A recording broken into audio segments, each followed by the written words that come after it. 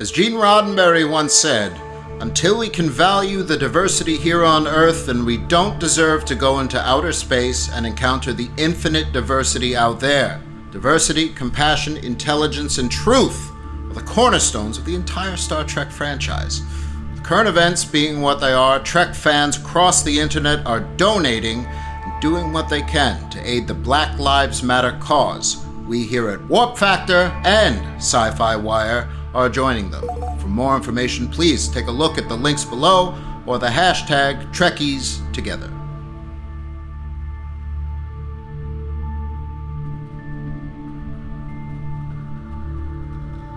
Let's make sure that history never forgets the name. Enterprise. Got out.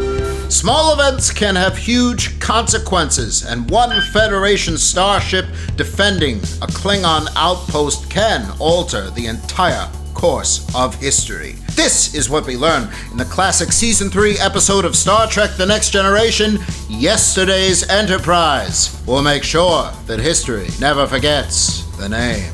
Welcome back to SYFY Wire's Warp Factor Classic Blend. Engage!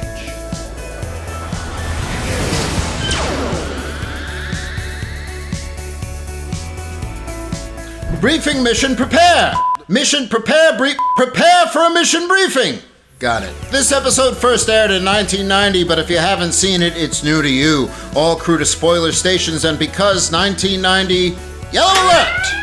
The Enterprise D, under the command of Captain Jean-Luc Picard, encounters a temporal rift in space, and soon enough their predecessor ship, the Enterprise C, comes sailing out. In a snap, the bridge of the Enterprise D becomes dark, collars become raised, phasers are on every belt, and we're now in a whole new branch of time where the Federation is at war with the Klingons.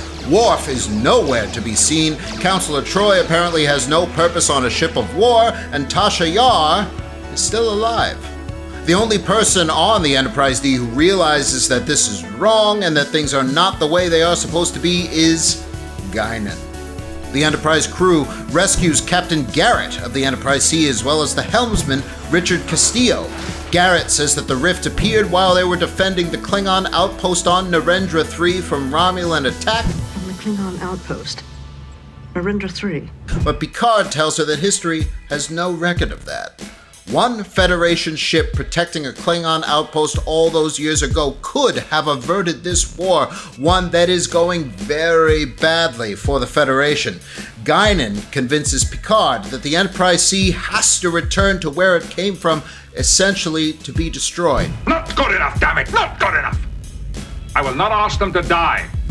40 billion people have already died. This war's not supposed to be happening. Captain Garrett agrees that this is necessary, but before anything further can happen, she is killed when both ships are attacked by a Klingon bird of prey. Castillo now intends to lead the Enterprise C through the rift himself. Unless you order me not to. And he won't be alone. Tasha has found out from Guinan that she's supposed to be dead, and that she also died a senseless death. She doesn't like that, and she realizes that being on the bridge of the Enterprise C could make a difference. Picard ultimately allows her transfer, and Tasha takes up tactical under Castillo. Reporting for duty, sir. Who, it should be noted, she's come to know during this episode, and also snogged. 3 Klingon birds of prey then attack the Enterprises, so it's up to the Enterprise D to defend the sea long enough so it can enter the temporal rift. It's a brutal battle, and Riker gets blown away during it. As the Klingons close in for a final strike, the Enterprise C re-enters the rift, and we cut back to the Enterprise D as we've always known it. The Enterprise C accomplished its mission. Time has been restored. Guinan calms the bridge to ask if everything is all right, again being the only one with the slightest bit of knowledge that something has happened at all. She then sits down with Geordi and asks about Tasha. Geordi, tell me about Tasha Yar. Sukat! His eyes uncovered! Does the episode have all kinds of secrets hidden within its temporal rift? Did Garrick blow up his own shop? I don't know what you're talking. You blew up your own shop, Garrick! A big yes to both questions. This episode had a big ripple effect on the rest of The Next Generation. notably because a timey-wimey version of Tasha Yar being present on the Enterprise C definitely had consequences. We'd come to learn that the version of Tasha seen here was captured by Romulans and eventually gave birth to Sela, a Romulan who looks just like Tasha, who gives everyone trouble, most notably in the TNG two-parter Redemption and again in the TNG two-parter Unification. This was an interesting way for actor Denise Crosby to return to the series in some capacity after Tasha Yar was unremarkably killed off in the Season 1 episode Skin of Evil. Series writer Ronald D. Moore has said that this episode sends the character off in a more heroic way, something that her original death definitely did not accomplish. Tasha Yar would be seen again in the finale of The Next Generation in all of the scenes where Picard visits the time period right before this show's pilot. The final battle of this episode was originally a much more brutal affair, with both Wesley Crusher and Data receiving horrific deaths. I think Wesley was going to have his head blown off and Data electrocuted. It was bad. Though Worf is not seen once time gets displaced, Klingon, War, etc., he does feature in the episode's cold open, where Guinan has him try prune juice. He proclaims it warrior's drink, and it would go on to be his signature beverage from that point forward. It's the first thing he orders at Quark's bar on DS9. Fruit juice. Quark laughs at him for it If you say so. before he stops laughing. The uniforms worn by the crew of the Enterprise C are the big red jacket deals that were used in Star Trek II through the start of Star Trek Generations, except without the high undershirt collars. They're really just t-shirts under there. No belts, kind of. The Starfleet insignia is at least the one worn by Castillo, functions here as a comm badge, and for whatever reason, Castillo also has a Type 2 phaser from Wrath of Khan stuck to his uniform for the whole episode. Never uses it, it's just there. I don't know why. Yesterday's Enterprise is regarded very highly by Trek fans and is also a personal favorite of producer Rick Berman. Michael Piller, who at that point was head writer of the series, later admitted that there are little holes in the episode that they couldn't fix. It was a complicated premise, but he stood by the excellent character material, rightfully so. When asked about this episode, Jonathan Frakes has been quoted as saying, "To this day, I do not understand yesterday's Enterprise. I do not know what the happened in that episode. I'm still trying to understand it, but I like the look." respectfully. Riker. Maybe he just missed Picard calling him number one in this installment, as in the altered timeline he's only ever called Commander and Picard's a little rough with him. Maybe. I don't know. Riker. Earl Grey never fails. Earl Grey never fails.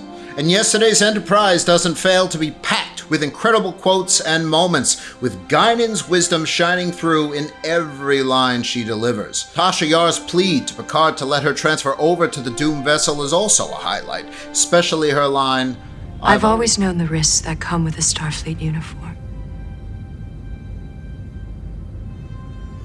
If I'm to die in one, I'd like my death to count for something. If we had to choose just one line, however, it's one from our old friend Jean-Luc, who gives a classic response to the Klingons when they tell him to surrender and prepare to be boarded.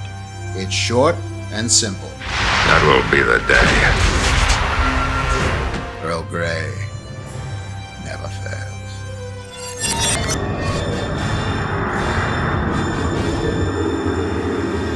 Nobody ever really found out the truth about why Tasha Yar was on the Enterprise C. There are only vague feelings. Guinan knows that she was there because Picard put her there, something neither really understands. Sela herself just knows that Yar was there and accepts it. If this episode has any effect on the future of Trek, it would almost certainly come through the character of Sela, who is technically still around. Since Star Trek Picard has no shortage of Romulan action, then Sela and her drama could fit right in with Narek and the Zhat Vash. Could she be Zhat Vash? Possibly. She'd also have plenty of personal unfinished business with Picard, and if Guinan is still the only one with any kind of recollection of the truth of the Enterprise C, well, she's going to be in there for Season 2 as well. Speaking of characters who could be in Season 2... Crusher Watch! Crusher Watch! She was in yesterday's Enterprise. She has a fun exchange with Captain Garrett. about how captains always push themselves too hard. And captains always push themselves too hard. Hailing frequencies open. Our hailing frequencies are now open. Be sure to tell us what your thoughts are on this beloved Next Generation gem, as well as what episodes you'd like to see us explore in the future. One viewer has also written in to correct me on something I've been saying, or more aptly, singing incorrectly for the entire run of this series. I should have been singing Faith of the Heart, not Wings. I apologize profusely. As penance, I am no longer allowed to sing that song. That's my penance, and I love singing that song. Though the sacrifice of the Enterprise C may not have looked significant at the time, one ship standing up to unbeatable odds proved to be the catalyst that prevented an entire war. Yes, Starfleet boldly goes and so forth and so on, but they help the helpless. They stand up for what's right. That is them at their best. That is why they are Starfleet. That is the promise. Will they ever back down from it? That'll be the day.